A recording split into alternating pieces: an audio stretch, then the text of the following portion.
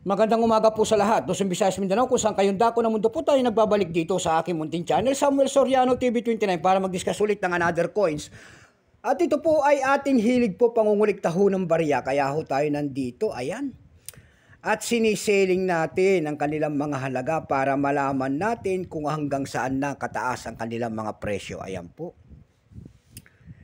Magandang umaga po sa lahat ng aking mga subscriber kung saan kayong dako ng mundo po. Maraming salamat po sa aking mga subscriber. Thank you so much sa inyo.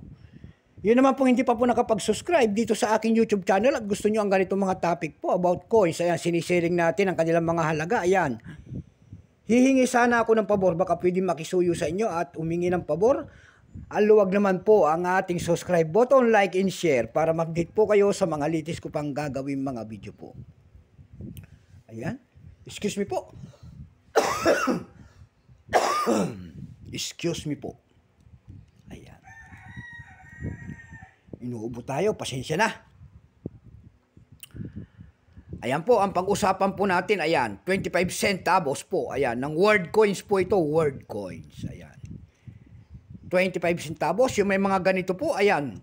Willing ho tayong bilhin, yung may mga ganito dyan, ayan. Kaya mag-comment kayo dyan kung may mga ganito kayong mga coins, ayan. At andato tayo ho tayong magbili ng mga ganitong mga coins, ayan. Buying ho tayo, ayan. Bago tayo magsimula sa ating talakyan, kilalanin mo muna natin siya. Issue po, Guatemala, ayan. Period, Republic, 1841 up to date po. Type, standard circulation coins, years.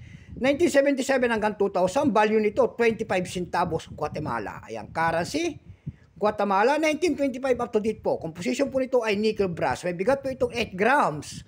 May haba po naman itong 27 mm. May kapal po naman itong 1.96 mm. Hugis po nito bilog, orientation yan, coin alignment number and dash 2437. Reference number KM-278. Ayan. Ito pong year 1993 po ay 13%.